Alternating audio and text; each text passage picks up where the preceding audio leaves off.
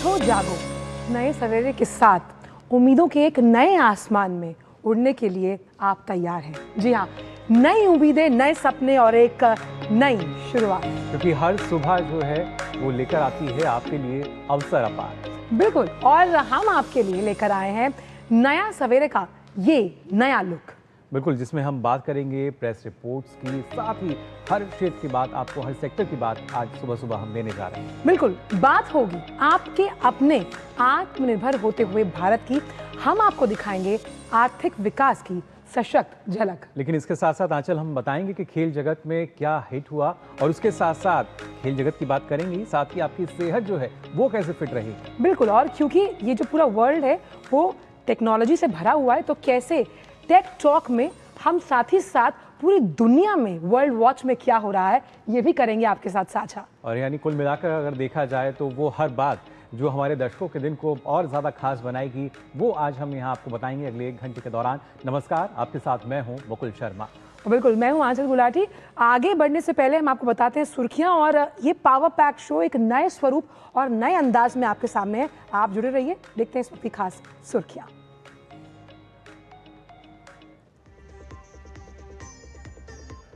प्रधानमंत्री नरेंद्र मोदी आज दिल्ली में 184 नए सांसद आवास का करेंगे उद्घाटन। परिसर में लगाएंगे सिंदूर का पौधा। श्रमजीवियों से संवाद के बाद जनसमूह को संबोधित करेंगे पीएम।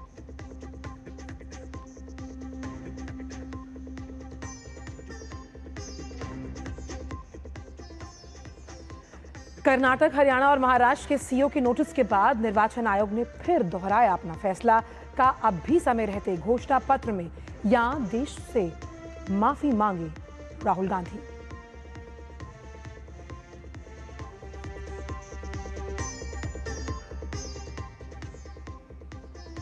संसद में आज भी हंगामे के आसार। एसआईआर और वोटर लिस्ट मामले में इंडी ब्लॉक के सांसद चुनाव आयोग तक करेंगे मार्च। बीजेपी ने कहा संवैधानिक संस्थाओं पर सवाल उठाना गलत।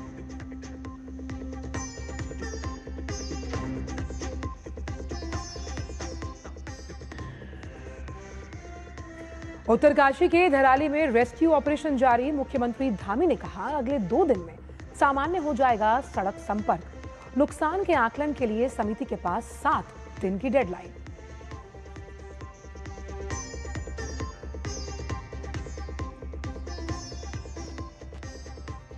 और इजरायली प्रधानमंत्री नेतन्याहू का बयान, बहुत जल्द होगा गाजा शहर पर कब्जा।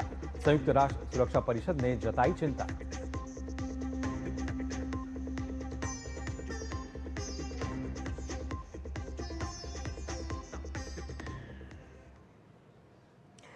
तो खबरों की शुरुआत करते हैं इस वक्त की बड़ी खबर के साथ, और चाय की चुस्कियां आपके लिए भी मौजूद होंगी।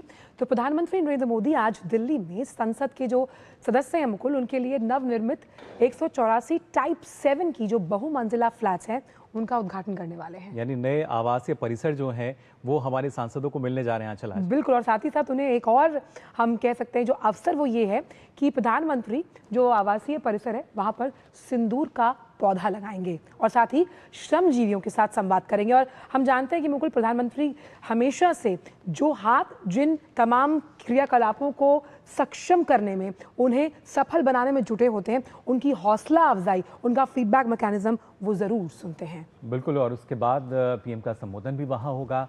और इस परिसर को आत्मनिर्भर बनाने के लिए खास तौर से डिज़ाइन किया गया है। यह संसद सदस्यों की कार्यात्मक ज़रूरतों को पूरा करने के लिए एक आधुनिक सुविधाओं से सुसज्जित आवासीय परिसर हैं ये, और पूरी तरह से इको फ्रेंडली प्रोजेक्ट है जो कि गृह 3 स्टार रेटिंग के मानकों का पालन भी करती है और राष्ट्रीय भवन संहिता NBC 2016 का अनुपालन भी करती है। और खासतौर से ये परिसर दिव्यांगजनों के अनुकूल भी होंगे। और हर आवासीय इकाई में लगभग 5000 वर्ग फुट का कारपेट क्षेत्र है, और परिसर के सभी भवन जो हैं उनको भूकंप रोधी भी बनाया गया है। तो साफ तौर पर जो बहुमंजिला फ्लैट्स हैं कहीं ना कहीं अगर अत्याधुनिक सुविधाओं से लैस तो ये हैं ही, लेकिन इनमें दिव्यांगजनों का भी ख्याल रखा गया है। यानी जिस सोच के साथ हमेशा सरकार चलती है कि सभी को साथ लेकर चलना है, वो साफ तौर पर इसमें भी दृष्टव्य होती हुई जी, बिल्कुल वही जो है नज़र आएगी, टाइप 7 के फ्लाइट होंगे। और आइए अब आगे बढ़ते हैं, हम बात कर लेते हैं नेता प्रतिपक्ष राहुल गांधी की भी, जिन्होंने वोटर लिस्ट में गड़बड़ी को लेकर आंचल हमने देखा था किस तरीके से वो आरोप यहाँ लगाते हुए नजर आए थे चुनाव आयोग पर। लेकिन उस पर अब कर्नाटक के जो मुख्य चुनाव, अगर हम बात करते हैं अधिकारी हैं, मुख्य चुनाव निर्वाचन अधिकारी, उन्होंने राहुल गांधी के इन आरोपों पर उनसे लगातार जो सवाल हैं वो पूछे हैं, साथ ही साथ उनसे शपथ पत्र घोषणा पत्र की बात कही गई है और उसके लिए उन्हें एक नोटिस जारी किया गया है जिसमें लिखा है कि जांच में शकुन ने कहा है कि उन्होंने सिर्फ एक बार वोट डाला, 2 बार नहीं, जैसा कि आप आरोप लगा रहे हैं। शुरुआती जांच में ये बात भी सामने आई है कि जिस पर टिक लगे दस्तावेज को आपने दिखाया था वो दस्तावेज पोलिंग ऑफिसर की ओर से जारी नहीं किया गया था। और नोटिस में आके ये भी कहा गया है कि इसलिए आपसे निवेदन है कि जिन दस्तावेजों के आधार पर आपने यह दावा किया है कि शकुन रानी या किसी अन्य ने 2 बार वोट डाला है, उन दस्तावेजों को उपलब्ध कराएं ताकि मामले की ठीक से जांच हो सके। और ये तो था ही मुकुल, क्योंकि सत्य और तथ्य से कोसों दूर कई बार राहुल गांधी की बयानबाजी नजर आती है। और हमने ये भी देखा कि नेता प्रतिपक्ष के तौर पर एक मजबूत विपक्ष का उन्हें उदाहरण देना चाहिए और इसीलिए सुप्रीम कोर्ट ने उन पर ये टिप्पणी भी की थी कि इस तरह की बयानबाजी वो सोशल मीडिया पे क्यों करते हैं। अगर वो चाहते हैं तो इसे संसद में लेकर आएं, संसद में इस पर विचार हो, विमर्श हो। लेकिन कई बार राहुल गांधी इस तरह की बेतुकी बयानबाजी करते हैं जिसमें सत्यता नहीं है और वो भ्रामकता से परिपूर्ण है और कहीं ना कहीं देश को गुमराह करने की कोशिश। कहीं ना कहीं उसी पर अब घिरते भी नजर आ रहे हैं, बल्कि कर्नाटक नहीं बल्कि शायद हरियाणा और खासतौर से महाराष्ट्र की बात की जाए, वहां से भी इस तरह की खबरें हैं। बिल्कुल, तो रुक करते अगली खबर का, जो कि हरियाणा और महाराष्ट्र से जुड़ी हुई है, जहाँ के जो मुख्य चुनाव अधिकारी हैं उन्होंने भी राज्य की जो मतदाता सूची है उनके बारे में राहुल गांधी के आरोपों को लेकर अब क्या किया, एक कड़ा रुख अख्तियार किया है। उन्हें पत्र लिखकर ये कहा कि भाई नियम अनुसार आप अपनी बात फिर से रखें। दोनों राज्यों के जो मुख्य चुनाव अधिकारी हैं उन्होंने कांग्रेस नेता राहुल गांधी को लिखा कि अगर उनके पास कोई पुख्ता सबूत हैं तो वो शपथ पत्र देकर उसे चुनाव आयोग के साथ साझा करें। राहुल गांधी ने पिछले दिनों राजधानी में एक संवाददाता सम्मेलन में हरियाणा, कर्नाटक, महाराष्ट्र की जो मतदाता सूचियां थी उन्हें लेकर कुछ दावे क्या आरोप लगाए कि चुनाव आयोग जो है वो सत्ता पक्ष से मिला हुआ है, जबकि चुनाव आयोग एक संवैधानिक संस्था है। महाराष्ट्र के मुख्य निर्वाचन अधिकारी ने 7 अगस्त 2025 को भी राहुल गांधी को पत्र भेजकर संबंधित मतदाताओं का पूरा विवरण उपलब्ध करवाने के लिए कहा। बिल्कुल, और इसके साथ साथ मुख्य निर्वाचन अधिकारी ने रविवार को जारी रिमाइंडर लेटर के जरिए उनसे फिर से अनुरोध किया है कि हस्ताक्षरित घोषणाएं शपथ पत्र जो है 10 दिनों के भीतर भेजा जाए, ताकि जो हमारा नियम है यानी 1950 के प्रतिनिधित्व अधिनियम और 1960 के रजिस्ट्रेशन ऑफ इलेक्टर्स रूल्स के प्रावधानों के तहत आवश्यक कार्रवाई शुरू की जा सके। निर्वाचन कार्यालय ने स्पष्ट किया है कि आरोपों की जांच और सत्यापन के लिए यह प्रक्रिया जरूरी है और चुनावी पारदर्शिता बनाए रखने हेतु इसे गंभीरता से लिया जा रहा है। राहुल गांधी ने मतदान सूचियों में तथाकथित फर्जी मतदाताओं को जोड़ने का आरोप लगाते हुए आयोग की निष्पक्षता पर सवाल खड़ा किया था। बिल्कुल, और ये जो सवाल खड़ा किया है, अब इस सवाल पर यह सवाल है कि भाई अगर आपके पास पुख्ता दावे हैं तो शपथ पत्र पर आप हस्ताक्षर कीजिए, नहीं तो आप देश से माफी मांगिए। बिल्कुल, और इन दिनों देश में एक और मुद्दा जो कि नजर आता है चर्चाओं में, बिहार की अगर हम बात करें तो यहाँ वोटर लिस्ट गहन पुनरीक्षण यानी SIR और कथित वोट चोरी को लेकर इंडी ब्लॉक आज प्रदर्शन भी करेगा। गठबंधन दलों के सांसद नेता प्रतिपक्ष राहुल गांधी के नेतृत्व में आज संसद भवन से चुनाव आयोग के ऑफिस तक पैदल मार्च करेंगे। इसे लेकर बीजेपी समेत पूरी NDA हमलावर है। NDA का कहना है कि राहुल गांधी को संवैधानिक संस्था पर भरोसा नहीं है और ये अनुचित है।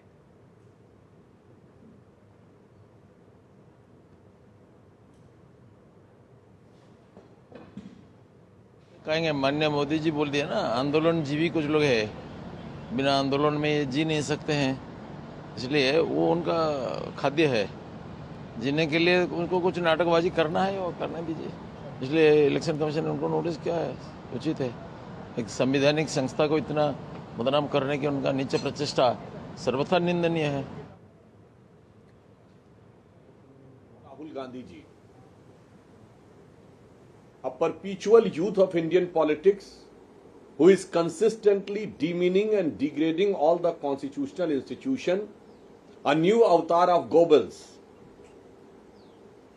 is now trying to put forth his frustration of losing power by making an unnecessary uncalled for and totally false allegation on Election Commission. Rahul Gandhi's vote thefting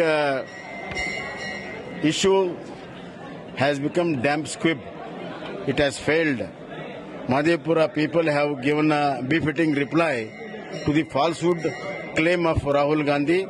I think Rahul Gandhi should apologize to the Madhepura people as well as to the nation to misguiding the people of Karnataka as well as misguiding the people of India and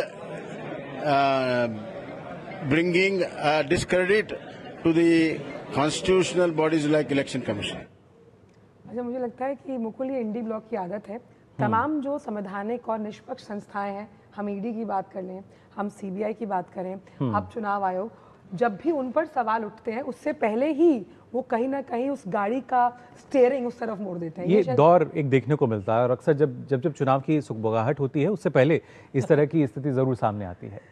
बिल्कुल। और वहीं शिवसेना नेता Shaina NC ने, जो इंडी block के सांसद हैं, उनके द्वारा संसद से चुनाव आयोग कार्यालय तक मार्च निकालने पर कहा कि चुनाव आयोग ने पारदर्शिता के साथ जवाब दी और ये सिर्फ बेबुनियादी आरोप है। Talk about manipulation of vote theft. Where has there been vote theft? If there have been transparent practices in the public domain with digital access to the voter rolls, do you wake up 8 months after an election?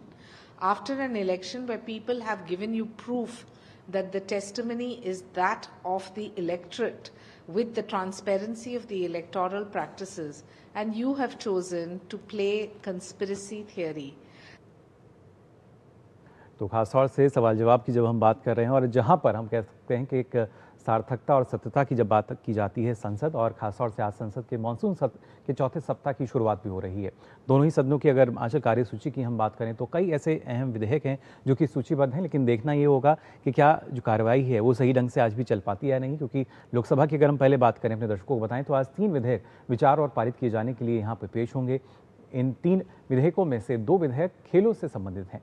ये विधेयक हैं राष्ट्रीय खेल शासन विधेयक 2025 और राष्ट्रीय doping रोधी संशोधन विधेयक 2025।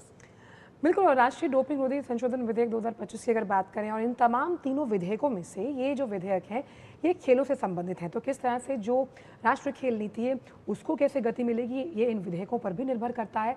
और साथ ही ये विधेयक राष्ट्रीय खेल शासन विधेयक 2025 और राष्ट्रीय डोपिंग रोधी संशोधन विधेयक 2025।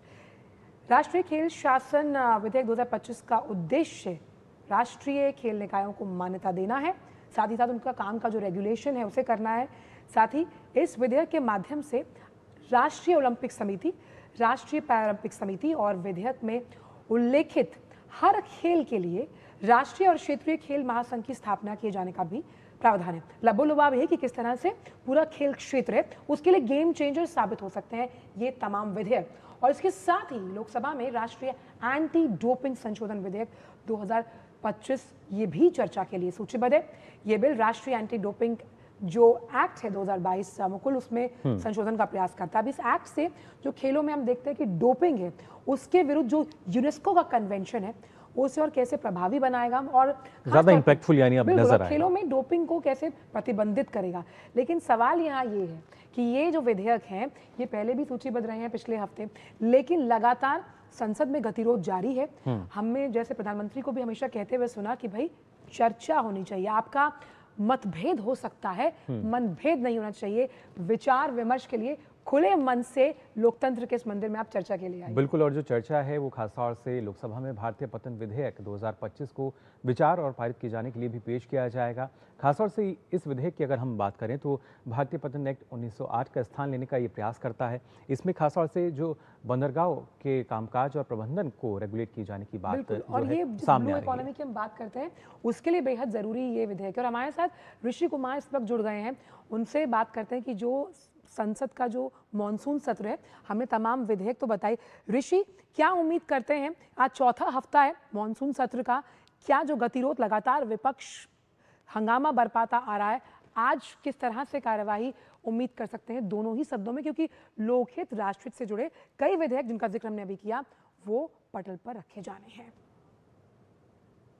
बिल्कुल, देखिए जिस तरीके से चौथा सप्ताह है मानसून सत्र का और सरकार ने तमाम विधायी कार्यों को सूचीबद्ध किया है, महत्वपूर्ण विधेयक हैं जिनकी आपने चर्चा की, चाहे वो एंटी डोपिंग विधेयक हो, चाहे वो खेल प्रशासन से मतलब हो, संबंधित विधेयक हो, बंदरगाह से संबंधित विधेयक हो, बहुत सारे विधेयक हैं। मणिपुर से संबंधित विधेयक है, गोवा की अनुसूचित जनजाति से संबंधित जो विधेयक है।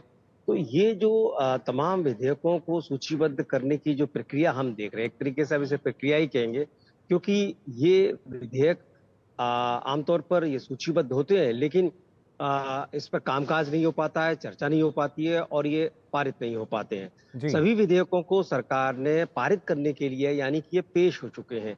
सदन की प्रॉपर्टी है और इस पर चर्चा होनी चाहिए कायदे में और उसके बाद इसको पारित किया जाना चाहिए। बिल्कुल ऋषि, लेकिन जब लेकिन हम चर्चा की बात तो करते हैं, जिस तरीके की स्थिति बनती है, जी। रोजाना दोनों ही सदनों में कामकाज रोककर सिर्फ एक ही मुद्दे पर चर्चा की जो मांग लगातार विपक्ष कर रहा है और जिस पर बार बार चेयर की तरफ से, सरकार की तरफ से संसदीय कार्य मंत्री ने साफ कहा कि जब कोई मुद्दा आपका कोर्ट के विचाराधीन होता है, जी। ऐसे में आप उस पर कैसे चर्चा कर सकते हैं और विपक्ष इस बात से वाकिफ है। तो ऐसे में ये जो पूरी की पूरी गहमा-गहमी है, आज भी मुझे लगता है दिखाई देगी और विपक्ष आज एक बड़ा मार्च भी कर रहा है। मुझे लगता है उसका भी असर संसद की कार्यवाही पर दिखाई देगा। जी। बिल्कुल ऋषि, क्योंकि जो कार्यवाही है वो कैसे सुचारू रूप से चल पाएगी, जैसा आपने बताया कि जो पक्ष है आज पैदल मार्च भी करेगा चुनाव आयोग तक। और इससे पहले अगर खासतौर से बात की जाए, जिस तरीके से 3 राज्यों के जो मुख्य निर्वाचन अधिकारी हैं वो लगातार अब राहुल से भी पूछ रहे हैं कि जो बात आपने कही है उसको एक बार फिर से दोहराइए या घोषणा पत्र, शपथ पत्र पर आप हस्ताक्षर कीजिए। लेकिन यहाँ कहीं ना कहीं जो बयान राहुल गांधी ने दिया था, जिस तरह का हम कह सकते हैं, उन्होंने उदाहरण भी दिए थे, अब उन्हीं सवालों पर घिरते हुए राहुल गांधी नजर आ रहे हैं। क्या कुछ कार्रवाई जो है वो अब यहाँ पर की जा सकेगी? देखिए, चुनाव आयोग सिलसिलेवार तरीके से जो भी घटनाक्रम हो रहा है उस पर अपनी प्रतिक्रियाएं दे रहा है और अपनी अब कार्रवाई की ओर भी बढ़ रहा है। कल हमने देखा था चुनाव आयोग की तरफ से राहुल गांधी को नोटिस भी दिए गए हैं। कर्नाटक के जो सीईओ है उनकी तरफ से नोटिस दिया गया कि आपने जो सूची मीडिया में दिखाई है वो वास्तव में वो सूची है ही नहीं, ये चुनाव आयोग का दावा है और उन्होंने इसको बकायदा अपने सूचना तंत्र के माध्यम से, जो सोशल मीडिया के माध्यम से, फैक्ट चेक के माध्यम से इसको गलत साबित किया है और राहुल गांधी से इस मामले में जवाब दाखिल करने को कहा है। साफ कहा है कि अगर आप जवाब दाखिल नहीं करते हैं तो देश से आप माफी मांगिए। तमाम, जैसे महाराष्ट्र हो, कर्नाटक हो, हरियाणा की सीईओ की तरफ से भी, और ये जो पूरी के पूरे जो अलग अलग राज्यों से संबंधित जो बातें आ रही हैं, क्योंकि राहुल गांधी ने जो प्रेस कॉन्फ्रेंस में जिन लोगों का नाम लिया और जो टिक किया कि ये लोग हैं जो सूची में इनके माध्यम से गलत वोटिंग हुई है, तो ऐसे में उन सब कई लोग तो खुद सामने आ चुके हैं और उन्होंने कहा है कि ये उनका नाम गलत लिया जा रहा है। तो इस तरीके के उन्होंने नाम लिया दावे था। प्रतिदावे हो रहे हैं, लेकिन ऐसे में विपक्ष है कि अपनी जगह पर अड़ा हुआ है। लेकिन ऋषि, एक चीज़ और समझनी होगी, पिछले हफ्ते भी हम लगातार इसी तरह बात कर रहे थे आप और मैं, और ये जो डोपिंग रोधी विधेयक है, खास तौर पर जो खेल क्षेत्र से जुड़ा हुआ विधेयक है, अगर हम बात करें, हम पत्तन और पोत विधेयक की बात करें जो ब्लू इकोनॉमी को गति दे सकता है, लेकिन ये विधेयक तब तक जब तक पारित नहीं होते राष्ट्रहित से नहीं काम कर पाएंगे। कहीं ना कहीं मानसून सत्र में हम देख पा रहे हैं कि जो पूरी प्रोडक्टिविटी है, उत्पादकता है सत्र की, वो हंगामे की भेंट चढ़ रही है और इसका जिक्र कई बार जो सभापति हैं, साथ ही लोकसभा अध्यक्ष हैं, वो कई बार सांसदों को बोल चुके हैं। बिल्कुल, देखिए जिस तरीके से कामकाज प्रभावित हो रहा है, इतना तो कह ही सकते हैं कि मानसून सत्र को वॉश आउट करने की कोशिश की जा रही है, इसमें कोई कामकाज न हो पाए। ऐसे में सरकार ने कुछ कोशिशें की हैं, एक दो विधेयक जो कि अगर उन पर चर्चा न हो पाए, ऐसी कोई स्थिति बनती है, उसको पारित कराया जाए, तो कुछ विधेयकों को पारित भी कराया गया है। लेकिन अब एंटी डोपिंग और स्पोर्ट्स से संबंधित ये जो एडमिनिस्ट्रेशन से, स्पोर्ट्स एडमिनिस्ट्रेशन का जो विधेयक है, इस पर अगर चर्चा नहीं हो तो, और इसको पारित कराना सरकार चाह रही है कि इस पर चर्चा हो, उसके बाद ही इसको आगे बढ़ाया जाए, क्योंकि ये बेहद महत्वपूर्ण है। खेलों की एक बड़ी नीति को बदलने जा रहा है और इसमें जो तमाम खेल हैं, क्रिकेट से इतर, उनको बहुत बड़ी सहूलियत मिलने जा रही है। इनसे संबंधित जो खिलाड़ी हैं उनकी उम्मीदें हैं कि देश में जो खेल का जो माहौल है और ज्यादा सुगम होगा और जो अंतर्राष्ट्रीय प्रतिस्पर्धाओं में उन्हें भाग लेने के लिए जो सहूलियतें हैं वो बढ़ जाएंगी। और तो इस मामले में जो युवा हैं उनके लिए ये बेहद महत्वपूर्ण विधेयक है और ये चर्चा के बाद पारित हो ऐसी सरकार की कोशिश है, देखना होता है कि आज क्या कुछ हो पाता है। और बिल्कुल ऋषि, जी। साथ ही जो नए सांसद होते हैं जिनके लिए ये पहला एक हम कह सकते हैं अनुभव होता है, एक्सपीरियंस होता है, संसद में आना, चर्चा को देखना, विचार विमर्श को सुनना, उनके लिए भी खास तौर पर, और जो खर्च हर रोज संसद को चलाने में आता है उसका भी नुकसान होता है। यानी कि आप वो चीज़ देख ही नहीं पाते, पूरा देश आपको टीवी स्क्रीन्स पर देखता है उन तमाम मुद्दों पर बहस करते जो आपसे, आपकी वेलफेयर से जुड़े हुए हैं। बिल्कुल, देखिए कामकाज के लिहाज से देखें और खर्चे के लिहाज से देखें, सबसे बड़ा नुकसान तो यही है कि जो विधेयक है उस पर चर्चा होकर वो पारित नहीं हो पा रहे हैं। मुद्दों पर और भी मुद्दे हैं। अभी हमने देखा कि ऑपरेशन सिंदूर पर 2 दिन दोनों ही सदनों में गंभीर चर्चा हुई। इसी तरीके से तमाम मुद्दे हैं उनको के कुछ अलग राजनीतिक दल हैं जो कि उसको उठाना भी चाहते हैं, और हमने देखा है कि वो चाहते हैं कि कुछ कामकाज आगे बढ़े, लेकिन क्योंकि मुख्य विपक्षी पार्टी कांग्रेस का एक मूल एजेंडा यही है कि वो एसआईआर के मसले को ही आगे बढ़ाना चाहती हो, तो ऐसे में एक तरीके से बाकी के जो राजनीतिक दल है विपक्ष के, अब वो भी चाहते हैं कि चर्चाएं हों, लेकिन ऐसे में जो नुकसान है वो बड़ा नुकसान तो आर्थिक रूप से तो होता ही है, क्योंकि हम जानते हैं कि एक मोटा आंकड़ा होता है कि 1 मिनट चलने के लिए बिल्कुल, मतलब कहीं ना कहीं दोहरे मानदंड जो हैं वो यहाँ नजर आते हैं विपक्ष के ऋषि। एक तरफ कहा जाता है कि चर्चा होनी चाहिए, देश हित की बात होनी चाहिए, लेकिन खुद ही ना सिर्फ वो चर्चा में शामिल नहीं होते, जो पैदल मार्च है उसकी बात कही जाती है, दूसरी तरफ चुनाव आयोग जो जानना चाहता है वो जानकारी भी नहीं दी जाती। फिलहाल आपका बहुत बहुत शुक्रिया हमारे साथ जुड़ने के लिए। बिल्कुल, तो उम्मीद करते हैं कि संसद के मानसून सत्र का आज चौथा हफ्ता है। उम्मीद करते हैं कि संसद से गतिरोध जल्द खत्म हो और ये तमाम विधेयक जो पटल पर रखे गए हैं वो पारित हो। वक्त एक छोटे से ब्रेक का है। ब्रेक के उस पार आकर जानेंगे कि आखिरकार उत्तरकाशी में धराली में जो हुआ उसके बाद वहाँ की स्थिति कैसी है। आप कहीं मत जाइए, जुड़े रहिए नया सवेरा के इस खास शो के साथ। जल्द लौटते हैं।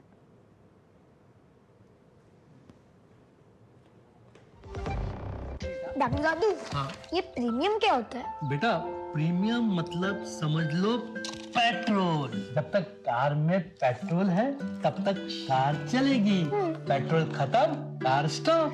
पर पापा इस बार पेट्रोल खत्म होने पर भी कार चलती रहेगी। वो कैसे?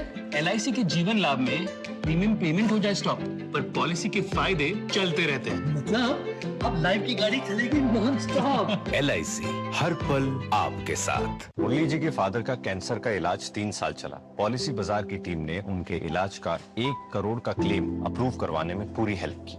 बीमारी में हेल्थ इंश्योरेंस ही काम आएगा। पॉलिसी बाजार पर 1 करोड़ का हेल्थ इंश्योरेंस सिर्फ 360 रुपए महीने से शुरू। मेरी पसंद, मेरी पसंद, मेरी पसंद, मेरी पसंद, हमारी पसंद, हम सबकी पसंद। मजबूत देश का मजबूत सरिया हो गया स्टील। भाई बहुत असमंजस में हूँ, अपने आप से ही सवाल करके परेशान हूँ। भाई तू ठीक तो है? रिटायरमेंट के बाद लाल स्पोर्ट्स कार लूं या वर्ल्ड टूर? मैं काम कर, तू खाली पुलाव बना, मैं ऑर्डर कर रहा हूँ। पुलाव नहीं, प्लान।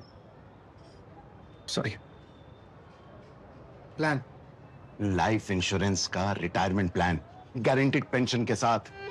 अब तेरे भाई के हर सपने होंगे पूरे। भाई तेरी ये स्पोर्ट्स का 2 सीटर है ना? अब पुलाव कौन बना रहा है? ये आवाज में बात मत किया। ओके सॉरी दोनों बात कर रहे हैं भैया। सपनों को रखो सुरक्षित रिटायरमेंट प्लान के साथ। सबसे पहले लाइफ इंश्योरेंस। तो ब्रेक के बाद आप सभी का एक बार फिर स्वागत नया सवेरा में। आइए आगे बढ़ेंगे और बात करेंगे उत्तराखंड के उत्तरकाशी में आज का जो सवेरा है वो किस तरीके से राहत और बचाव कार्यों को आंचल और बढ़ाता हुआ नजर आएगा, क्योंकि उत्तरकाशी में धराली को गगनानी से जोड़ने वाले वैली ब्रिज में वाहनों की आवाजाही शुरू हो गई है। लिमची घाट पर यह पुल बनकर तैयार है। आपदा के दौरान लिमची घाट पुल बह गया था, जिससे यातायात पूरी तरह बाधित हो गया था। इसके बाद वहाँ वैली ब्रिज बनाने का काम युद्ध स्तर पर किया जा रहा था और पुलिस दल, SDRF, इंजीनियर और अन्य बचाव दलों के अथक प्रयासों से अब इस पुल का निर्माण पूरा हो चुका है। आप देख सकते हैं इस पुल को किस तरीके से इसका निर्माण किया गया है, जिससे कनेक्टिविटी जो है वो मिल सके और उसके साथ साथ जो राहत बचाव कार्य है उसमें भी तेजी आ सके। आप भौगोलिक स्थिति समझिए इसकी मुकुल, नीचे पानी बह रहा है और जब ये पुल टूटा होगा तो कितनी मुश्किलों का सामना लोगों ने किया होगा। उसके बाद बेली ब्रिज बनाने से थोड़ी राहत मिलती है। वहीं जो आपदा प्रभावित क्षेत्र है, अब वहां पर बिजली की आपूर्ति बहाल करने के लिए उत्तराखंड सरकार जो है वो उत्तराखंड पावर कॉरपोरेशन लिमिटेड यानी कि यूपीसीएल के कर्मचारी जो हैं कठिन परिस्थितियों में आप तस्वीरों के जरिए देख सकते हैं काम करते हुए नजर आए, क्योंकि जब भी इस तरह से कहीं आपदा आती है वहाँ पर बिजली का कनेक्शन अगर नहीं होता उसके बाद उसकी पुनर्स्थापन के लिए कितना चैलेंजिंग हो जाता है। तो आज धराली आपदाग्रस्त क्षेत्र के जो चैनलाइजेशन है उसके लिए IIT रुड़की, उसके साथ CSRI और अन्य विशेषज्ञ जो एजेंसियां हैं उनके साथ जियोलॉजिस्ट की एक टीम पहुंचेगी और किस तरह से इस काम को त्वरित तौर पर का जो है अंजाम दिया जाएगा ये आप देख सकते हैं। और कितनी चुनौतीपूर्ण स्थिति है, आप समझिए पानी का वेग आप देखिए मुकुल, और यहाँ पर बिजली संचार को दोबारा शुरू करना चैलेंजिंग रहा। बिल्कुल, और इस दौरान मुख्यमंत्री धामी ने रविवार को राज्य आपदा control room, IT park, Sahastradhara road और देहरादून में आपदाग्रस्त क्षेत्रों में चल रहे रेस्क्यू ऑपरेशन की समीक्षा भी की। इस दौरान धराली और हर्षिल आपदाग्रस्त क्षेत्र में हर्षिल तक सड़क मार्ग को मंगलवार तक सुचारू करने के निर्देश दिए गए हैं। मुख्यमंत्री पुष्कर सिंह धामी ने जिलाधिकारी सहित संबंधित विभागों के सचिवों को धराली आपदाग्रस्त क्षेत्र में क्षतिग्रस्त हुई निजी और सार्वजनिक संपत्ति के आकलन को 7 दिन की टाइमलाइन में तैयार करने का निर्देश दिया है। यानी 7 दिन के भीतर उन्हें बताना होगा कि कितना नुकसान हुआ है, किस तरह का नुकसान है, और सभी आपदाग्रस्त क्षेत्रों के लिए सरकार की ओर से दी जा रही सहायता को जल्द वितरित करने के निर्देश भी दिए गए हैं। बिल्कुल, विस्थापन सबसे इम्पॉर्टेंट होता है। अगर कभी भी एक नेचुरल डिजास्टर यानी कि आपदा आती है उसके बाद वापस जिंदगी को मुख्य धारा से जोड़ना, पटरी पर लाना किसी भी राज्य के लिए बहुत चुनौतीपूर्ण है। और मुख्यमंत्री जो है उन्होंने जिला अधिकारी जो हैं धराली में आपदा में 108 बेघर हुए परिवारों से निरंतर संवाद रखने, संपर्क बनाए रखने, साथ ही उनका रहना, उनका भोजन, आवश्यक दवाइयाँ, जो सुविधाएं हैं उन्हें उनकी उपलब्धता को सुनिश्चित करवाने के लिए तत्काल आदेश और निर्देश दिए। और ये बहुत इंपॉर्टेंट है कि आखिरकार अगर आप इस आपदा में फंसे हैं तो जो आपकी रोज़मर्रा की चीज़ें हैं, दवाइयाँ, आपका रहने खाने के लिए जो व्यवस्था है उसे कैसे सरकार सुनिश्चित करती है। उन्होंने कहा कि धराली के लोग हमारे अपने हैं और उनको हर संभव मदद दी जाएगी। और ये जो एक कंधे पर हाथ रखना है मुख्यमंत्री का मुकुल, ये अपने आप में दर्शाता है कि वो वहाँ की जनता के साथ हैं और केंद्र भी पूरी मदद कर रहा है राज्य को। जी बिल्कुल, और फिलहाल आज का जो दिन है, आज का जो सवेरा है वो किस तरीके से और राहत जो है उत्तरकाशी वासियों के लिए लेकर आएगा, इस पर हम जानकारी लेंगे। उसके लिए उत्तरकाशी के गखनानी से हमारे संवाददाता नीरज सिंह हमारे साथ जुड़ चुके हैं।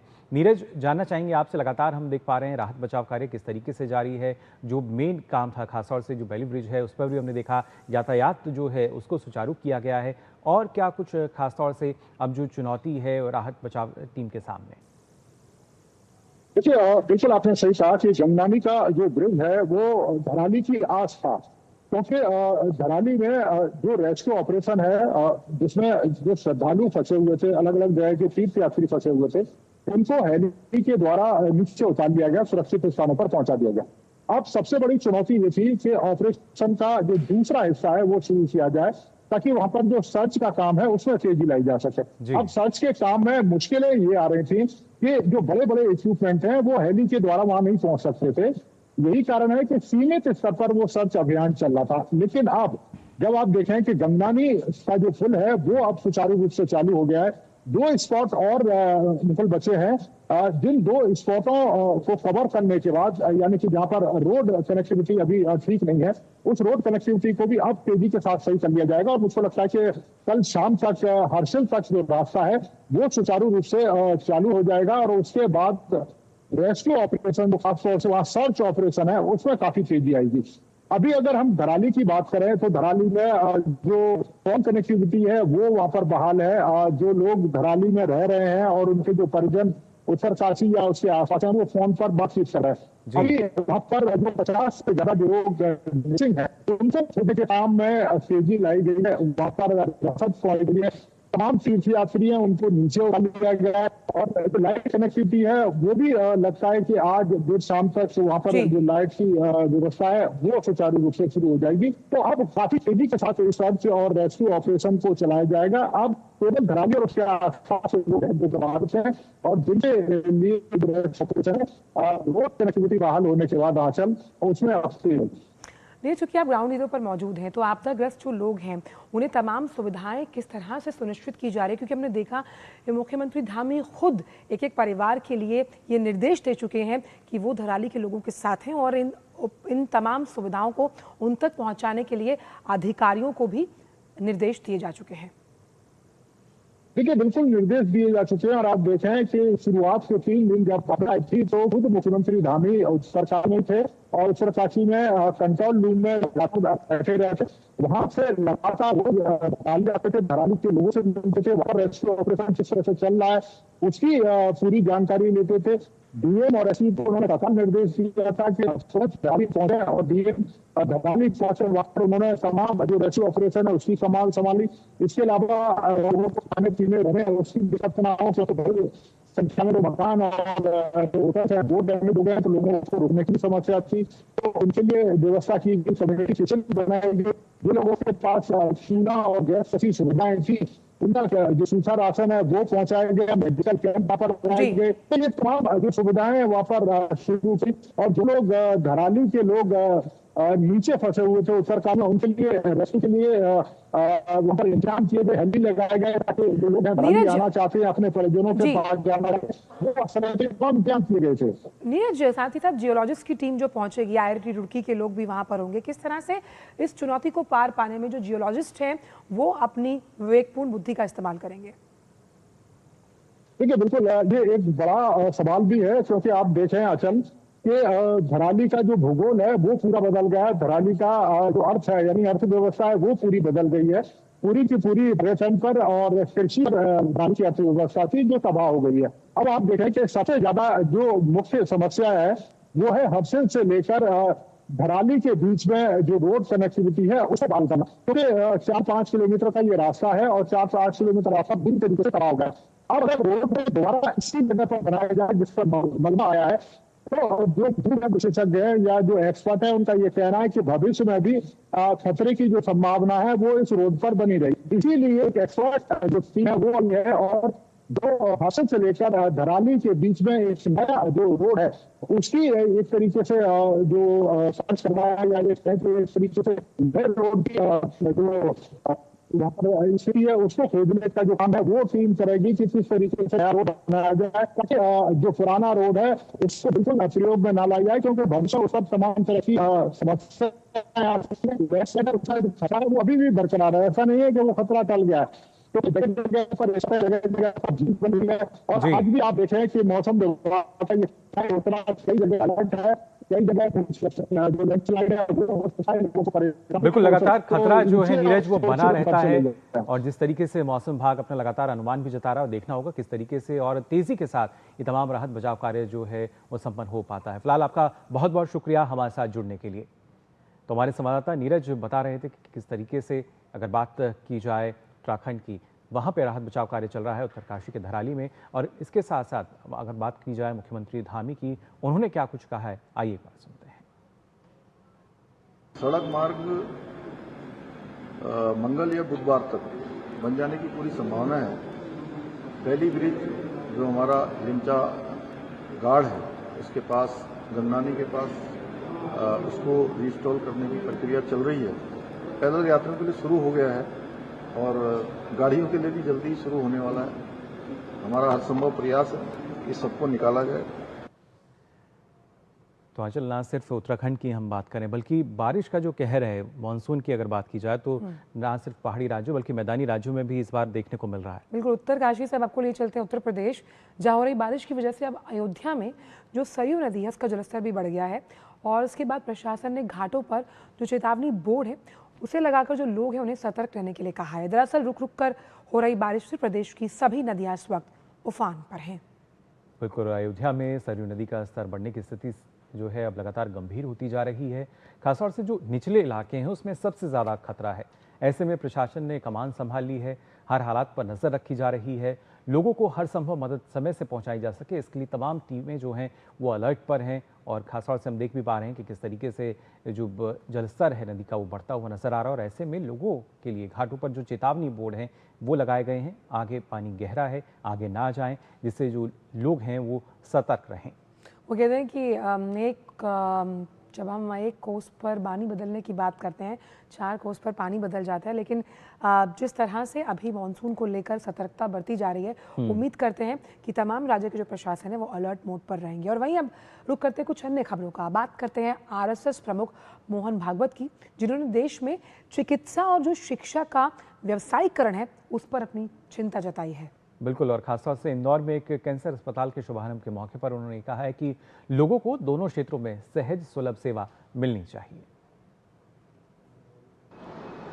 व्यापारीकरण के कारण केंद्रीकरण भी होता है, कारपोरेट का जमाना है तो शिक्षा का हब बन जाता है। पहले एक एक प्रांत में 70-70 हजार शिक्षा के केंद्र रहते थे, वहां सब प्रकार के लोग अपने बच्चों को भेजते थे और उनको शिक्षा मिलती थी। अब शिक्षा के लिए जाना पड़ता है, छात्रों को दूर दूर जाना पड़ता है क्योंकि केंद्रित हो गया। स्वास्थ्य का भी ऐसे ही है, अच्छी चिकित्सा पानी है तो कहां जाना, शहरों में जाना। और इसलिए सहज और सुलभ चिकित्सा और कम खर्चे वाली चिकित्सा चाहिए। तो किस तरीके से सहज हम बना सकते हैं, इस पर हमें और ध्यान देना चाहिए। और खासतौर से अब आइए आगे बढ़ते हैं, बात करते हैं, क्योंकि अब 15 अगस्त जो है वो ज़्यादा दूर नहीं है आंचल, और इन दिनों तिरंगा जो है वो हम देख सकते हैं देश भर में किस तरीके से लहराता नजर आता है। हर घर तिरंगा अभियान की भी अगर बात यहाँ कर ली जाए तो उसके बिना तो हम कह सकते हैं हमारा दिन हो सवेरा हो वो पूरा नहीं हो सकता। बिल्कुल, और जब हर घर तिरंगा फहराता है ये सर शान से ऊंचा होता जाता है, और इसीलिए प्रधानमंत्री नरेंद्र मोदी के आह्वान पर देश में हर घर तिरंगा अभियान चलाया जा रहा है। इसके लिए जगह जगह तिरंगा यात्रा निकाली जा रही है। और इसी क्रम में ओडिशा के प्रसिद्ध रेत कलाकार सुदर्शन पटनायक कैसे पीछे रहते, उन्होंने पुरी के समुद्र तट पर 5 से 6 टन रेत से 20 फीट लंबी रेत की एक कलाकृति बनाई। इसके जरिए वो लोगों में देशभक्ति, राष्ट्रीय एकता और अखंडता को बढ़ाने का संदेश दे रहे हैं। आइए आपको दिखाते हैं।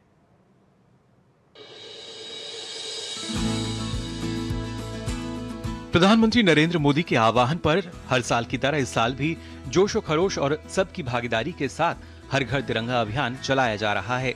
इसी अभियान से प्रभावित होकर 79वें स्वतंत्रता दिवस के उपलक्ष्य में पद्मश्री सुदर्शन पटनायक ने समुद्र तट पर रेत कलाकृति बनाई है। कलाकृति से स्वतंत्रता संग्राम सेनानियों के बलिदान का सम्मान और राष्ट्र की उपलब्धियों का सामूहिक जश्न मनाने के लिए प्रोत्साहित किया गया है। इसे लोग खूब पसंद कर रहे हैं।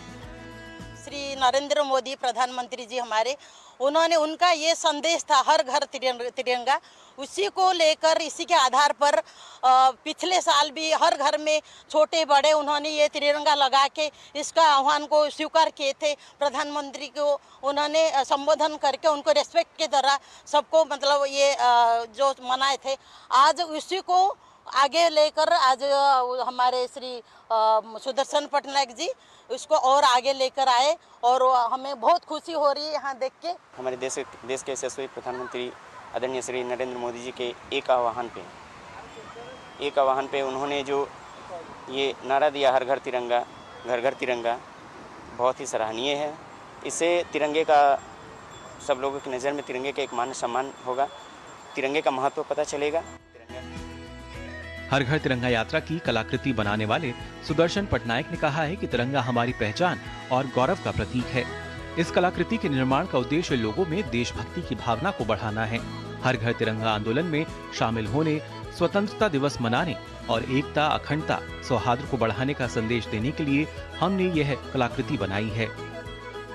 Honourable prime minister Narendra Modi ji sir का जो आह्वान है हर घर तिरंगा, 21 साल से हम लोग इस 15 अगस्त के लिए हर घर तिरंगा, एक एक घर में तिरंगा लहरा रहे हैं। आज हम लोग आज एन आर्टिस्ट हमारा कला के माध्यम से इस साइंस स्कल्पचर्स क्रिएट किए हैं लोगों में अवेयरनेस लाने के लिए। जिस तरीके से देश के हर कोने में लोग हर घर तिरंगा लहरा रहे हैं, हम लोग हमारा कला के माध्यम से सबको अपील कर रहे हैं कि हम सब लोग एक साथ में इस मुहिम में जुड़ना चाहिए। साफ है कि हर घर तिरंगा देशभक्ति की उस गहरी भावना का प्रतीक है जो भारत के लोगों को एकजुट करती है। यह हमारे अटूट गौरव का प्रतिनिधि है, इसलिए इसका संदेश भी गहरा है। Bureau report, DD news. इसलिए कहते हैं किस तरीके से तिरंगा जो है वो लहराता हुआ नजर आ रहा है हर जगह। बिल्कुल, हर घर में तिरंगा जो है उसे लहराना है, आपके दिलों में देशभक्ति को जगाना है और यही बात हमें सबको समझाना है। बाकी थोड़े से ब्रेक का, ब्रेक के उस पार आकर जानेंगे कि अखबारों की सुर्खियां अगर आप पढ़ने से थोड़ा चूक गए हैं तो उसमें क्या कुछ खास है। आप जुड़ रहिए नया सवेरा के इस खास शो के साथ। जल्द लौटते हैं। जब मंगला जी की किडनी का ऑपरेशन हुआ तो पॉलिसी बाजार की टीम ने हॉस्पिटल पहुंचकर 18 लाख रुपए का क्लेम अप्रूव करवाने में पूरी हेल्प की। बीमारी में हेल्थ इंश्योरेंस ही काम आएगा। पॉलिसी बाजार पर 1 करोड़ का हेल्थ इंश्योरेंस सिर्फ 360 रुपए महीने से शुरू। जब धरती चीर कर निकलता है लोहे का पत्थर और मिलता है मोंगिया के जोश से, फिर तपता है, पिघलता है और बनता है फौलाद। अब होता है सरिया सारी खूबियों के साथ। मोंगिया स्टील, मजबूत देश का मजबूत सरिया। भाई बहुत असमंजस में हूँ, अपने आप से ही सवाल करके परेशान हूँ। भाई तू ठीक तो है? रिटायरमेंट के बाद लाल स्पोर्ट्स कार लूं या वर्ल्ड टूर? एक काम कर, तू खाली पुलाव बना, मैं ऑर्डर कर रहा हूँ। पुलाव नहीं, plan. Sorry, plan. Life insurance का रिटायरमेंट प्लान, गारंटीड पेंशन के साथ। अब तेरे भाई के हर सपने होंगे पूरे। भाई तेरी ये स्पोर्ट्स का 2 सीटर है ना? अब पुलाव कौन बना रहा है? ये आवाज में बात मत किया। ओके सॉरी भाई, दोनों बात कर रहे हैं भैया। सपनों को रखो सुरक्षित रिटायरमेंट प्लान के साथ। सबसे पहले लाइफ इंश्योरेंस। तो ब्रेक के बाद आप सभी का एक बार फिर स्वागत नया सवेरा में, जहां पे आज आपको बहुत कुछ जो नया है वो देखने को मिल रहा होगा। और अब बिना देरी के आइए हम आगे बढ़ते हैं, बात करते हैं प्रेस रिपोर्ट की भी। तो मुकुल, सबसे पहले आज जो आपको खबर हम बताने जा रहे हैं वो हमारे किसानों से जुड़ी हुई है। करीब 30 लाख किसान हैं जिनको करीब 3200 करोड़ का जो क्लेम पेमेंट है वो होगा। दरअसल सरकार की योजना है प्रधानमंत्री फसल बीमा योजना आंचल, जो कि काफ़ी महत्वपूर्ण है। जिस तरीके से हम देखते हैं प्राकृतिक आपदाओं की वजह से जो हमारे किसान हैं उनकी फसल खराब हो जाती है, ऐसे में फसलों के लिए एक सुरक्षा कवच है और उसी के तहत जो हमारे किसान हैं, करीब 30 लाख ऐसे किसान हैं जिनकी फसल प्रभावित हुई थी, उन्हीं फसलों के लिए जो सुरक्षा कवच के तौर पर अगर देखा जाए तो 3200 करोड़ का क्लेम पेमेंट जो है आज वो होने जा रहा है। और खासतौर से राजस्थान के झुंझुनू में जो कृषि मंत्री हैं वो इस पेमेंट को करेंगे, जिसमें ना सिर्फ राजस्थान की हम बात करें, मध्य प्रदेश की बात की जाए, छत्तीसगढ़ की बात की जाए, तमाम वो अलग अलग जो राज्य हैं जहां पर हमने देखा था प्राकृतिक आपदाओं की वजह से जो हमारी फसलें हैं वो प्रभावित हुई थी, उन किसानों को एक मुआवजे की राशि जो है वो मिल सकेगी। बिल्कुल, राष्ट्र का अन्नदाता कौन? किसान। अगर वो मुस्कुराता है, जिस थाली में हम जो खाना है वो भी मुस्कुराता है। और अगर हम देखें तो ये जब क्लेम पेमेंट सेटलमेंट होता है तो इस पेमेंट से वो कई और काम भी करते हैं, चाहे वो बीज खरीदने की बात हो, हम बात करते हैं जो सिंचाई से जुड़े हुए उपकरण हैं, तो ये एक पंथ दो काज है। तो अगली खबर इसके बाद जो हम ले रहे हैं वो जुड़ी हुई है रेबीज से। अगर हम आपसे ये कहें कि आप भी, यानी मैं, मुकुल, या आप भी रेबीज से लड़ सकते हैं, अभी हम कैसे लड़ेंगे? ये हम लड़ सकते हैं क्योंकि हमारे अंदर एक ऐसी एंटीबॉडी है, उसका खुलासा किया गया है, जो रेबीज से लड़ने में जो इंजेक्शन लगाए जाते हैं उनसे भी कारगर साबित होगी। और ऐसे में हमें ये समझना होगा कि करीबन 5000 से ज़्यादा हर वर्ष लोग जो हैं वो रेबीज से अपनी जान गंवा देते हैं। और इसी के साथ साथ अब सफलतापूर्वक जो सीरम इंस्टीट्यूट है उसने मानव रेबीज मोनोक्लोनल की अगर बात की जाए मुकुल, और उसकी एंटीबॉडीज विकसित की हैं। अब इसमें हुआ ये कि एम्स के 3000 मरीजों पर जो है परीक्षण किया गया और ये परीक्षण सबसे अहम बात है वो सफल साबित हुआ। आप देखिए कि रेबीज को लेकर पहले जानकारी नहीं थी, जानकारी के बाद उसका इंजेक्शन जो है वो डेवलप हुआ और उसके बाद अगर मानव एंटीबॉडीज, जैसे कि हमने कोविड-19 में देखा था कि आपकी खुद की एंटीबॉडीज कोविड-19 से लड़ने में सक्षम साबित होती है, तो उस लिहाज से स्वास्थ्य क्षेत्र से जुड़ी हुई खास तौर पर अगर हम इम्यूनाइजेशन की बात करते हैं, बड़ी खबर।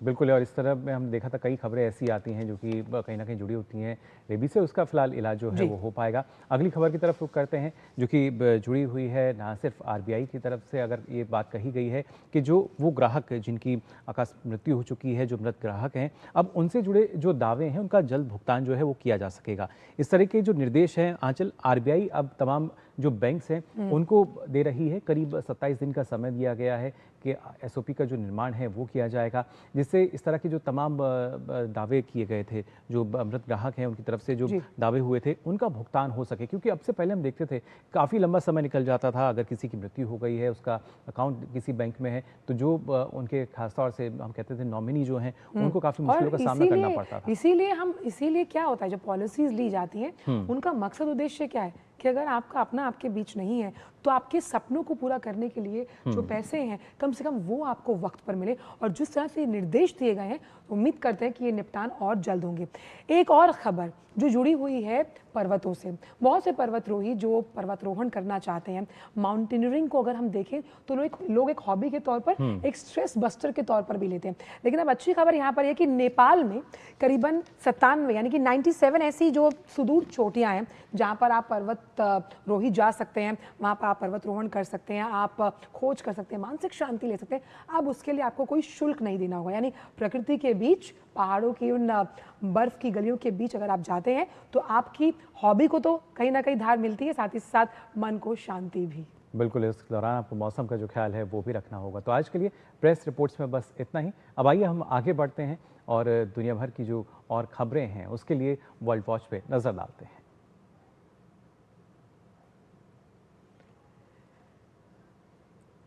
इजराइल के प्रधानमंत्री बेंजामिन नेतन्याहू ने अमेरिकी राष्ट्रपति डोनाल्ड ट्रंप से बात कर इजराइल गाजा युद्ध पर चर्चा की है। दोनों नेताओं ने गाजा में हमास के बचे हुए ठिकानों पर नियंत्रण करने, युद्ध को समाप्त करने, बंधकों की रिहाई और हमास की हार के लिए इजराइल की योजनाओं पर बात की।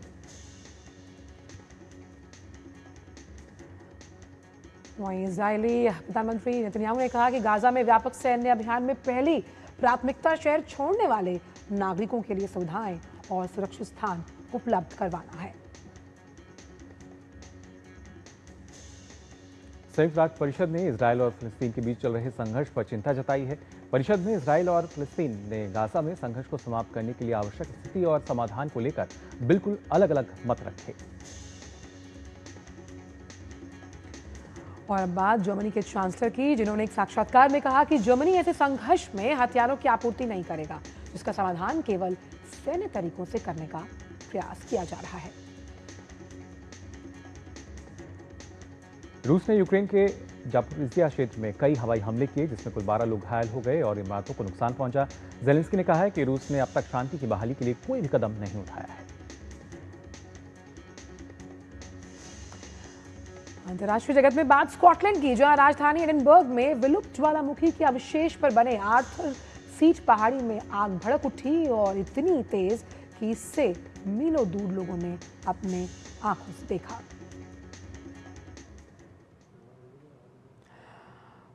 और वर्ल्ड वॉच के बाद बात करते हैं बिजनेस ब्रीफ की। देखते हैं कि व्यापार जगत की मुख्य सुर्खियों में क्या कुछ खास है आपके लिए।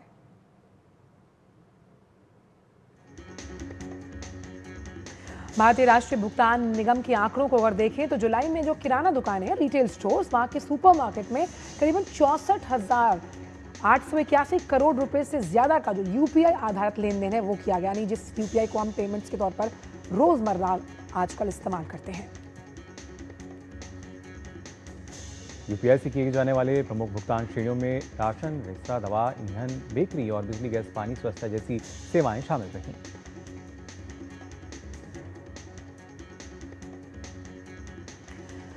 केंद्रीय रेल और आईटी मंत्री अश्विनी वैष्णव ने कार्यक्रम के दौरान ये बताया कि पिछले 11 सालों में इलेक्ट्रॉनिक्स उत्पादन 6 गुना बढ़ा और 12 लाख करोड़, और निर्यात की अगर बात करें एक्सपोर्ट, उसमें 8 गुना बढ़ोतरी हुई, जो 3 लाख करोड़ रुपए के पार ये पहुंच गया है। और बदल जाएगी एयर इंडिया बोइंग 787-8 विमान की सूरत। एयर इंडिया ने अपने विमानों को आधुनिक बनाने के लिए $400 मिलियन का रेट्रोफिट प्रोग्राम शुरू किया।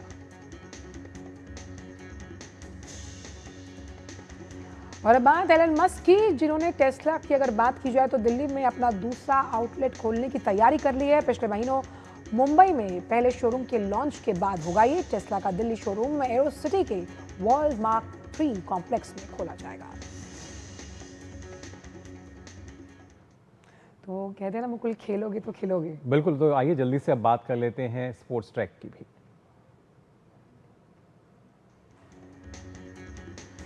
बात करते हैं अंडर 19 एशियन मुक्केबाजी चैंपियनशिप की, जहां भारत का शानदार प्रदर्शन देखने को मिला। भारतीय दल ने कुल 14 पदक अपने नाम किया। अब इसमें 3 स्वर्ण, 7 रजत और 4 कांस्य पदक शामिल रहे।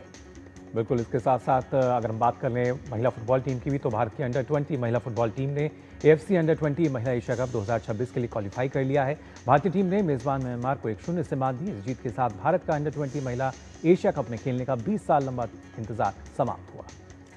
बिल्कुल, और 20 साल बाद अंडर 20 महिला एशिया कप के लिए किया गया है क्वालिफाई। और वहीं बिहार के राजगीर में क्या आयोजित किया गया एशिया रग्बी अंडर 27 में, वहां पर भी भारतीय महिला टीम ने बाजी मारी, कांस्य पदक अपने नाम किया है। भारत ने तीसरे स्थान के लिए हुए मुकाबले में उज़्बेकिस्तान को 12-5 से मात दी है। बिल्कुल, तो हर क्षेत्र में, हर खेल में हम नजर आ रहे हैं। लेकिन अगर बात करें राष्ट्रीय स्तर पर, क्रिस्टल पैलेस ने लिवरपूल को मात देकर कम्युनिटी शील्ड जीतने की कामयाबी पाई।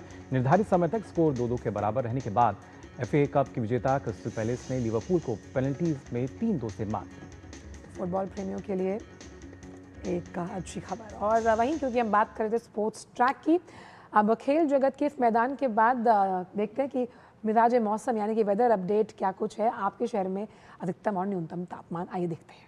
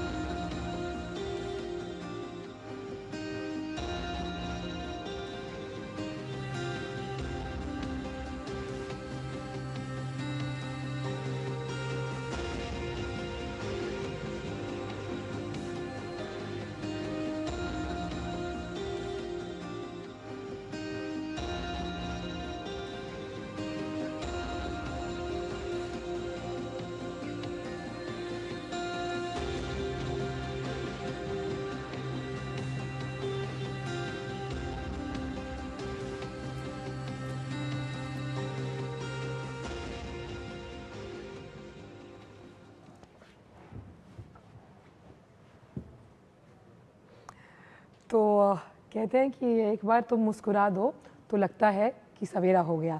नया सवेरा के इस अंक में आज इतना ही, लेकिन आपको हमेशा से जो रवायत रही है, चाहे वो पुराना लुक था या नया, हम आपको छोड़ जा रहे हैं कहाँ, कोलंबिया के मेडलिन में हुई फ्लावर परेड की झलकियों के साथ। बिल्कुल, तो आप देखिए ये खूबसूरत झलकियाँ, और इस उम्मीद के साथ कि आपका जो आज नया सवेरा है, ये पूरा दिन है, ये आपके लिए शुभ रहे, मंगलकारी रहे। हम दोनों को दीजिए अनुमति। नमस्कार। नमस्कार।